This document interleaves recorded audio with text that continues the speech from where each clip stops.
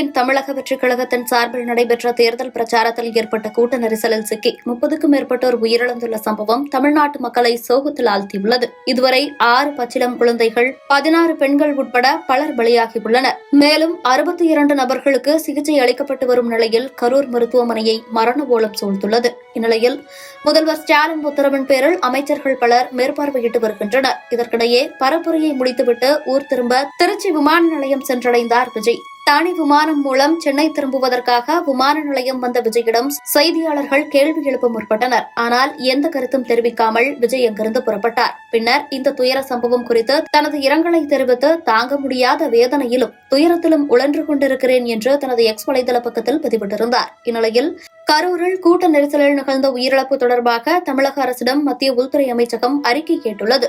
விபத்துக்கான சூழ்நிலை மற்றும் எடுக்கப்பட்ட மீட்பு நடவடிக்கைகள் குறித்து விரிவான அறிக்கையை தாக்கல் செய்யும்படி தமிழக அரசிடம் மத்திய உள்துறை அமைச்சகம் கேட்டுள்ளது.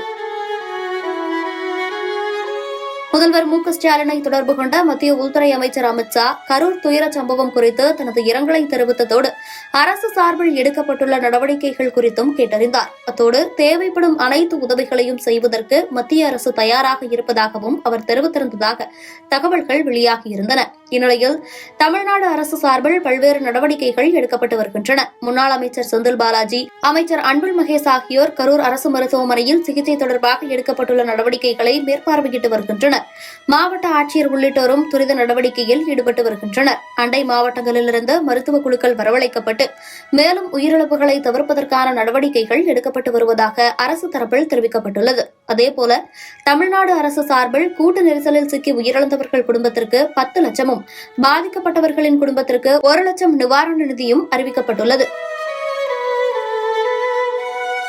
மேலும் இதுகுறித்து முதலமைச்சர் ஸ்டாலின் வெளியிட்டுள்ள அறிக்கையில், கரூரில் நடைபெற்ற தமிழக வெற்றிக் கழகத்தின் அரசியல் பரப்புரை கூட்டத்தில் ஏற்பட்ட கூட்ட நெரிசலில் சிக்கி இதுவரை 8 குழந்தைகள், 16 பெண்கள் உட்பட 36 பேர் உயிரிழந்துள்ளதாக தகவல் அறிந்து சொல்லொன்னா துயரமும் வேதனையும் அடைந்தேன். இந்த குடும்பங்களுக்கு என் ஆழ்ந்த வருத்தத்தையும் அனுதாபங்களையும் தெரிவித்துக் கொள்கிறேன். சிகிச்சைக்காக மருத்துவமனையில் அனுமதிக்கப்பட்டுள்ள அனைவருக்கும் சிறப்பான முறையில் சிகிச்சை அளிக்க உத்தரவிட்டுள்ளேன். உயிரிழந்தவர்களின் குடும்பங்களுக்கு தலா 10 லட்சம் ரூபாய் முதலமைச்சரின் பொது நிவாரண நிதியிலிருந்து வழங்கிடவும், மருத்துவமனைகளில் தீவிர சிகிச்சை பெற்று வரும் நபர்களுக்கு தலா 1 லட்சம் ரூபாய் வழங்கிடவும் உத்தரவிட்டுள்ளேன். மேலும் இச்சம்பவம் குறித்து முறையான விசாரணை மேற்கொண்டு அரசுக்கு அறிக்கை அளிக்க ஓய்வு பெற்ற உயர்நீதிமன்ற நீதியரசர் அருணா ஜெகதீசன் தலைமையில் ஒரு நபர் விசாரணை ஆணையம் உடனடியாக அமைக்கப்படும். நான் இன்றிரவே கரூர் சென்று மேற்படி துயர சம்பவத்தில் உயிரிழந்தவர்களின் குடும்பத்தினரை சந்தித்து ஆறுதல் தெரிவிக்கவும், மருத்துவமனையில் சிகிச்சை பெற்று வருபவர்களை சந்திக்கவும் உள்ளேன் என்று தெரிவித்துள்ளார்.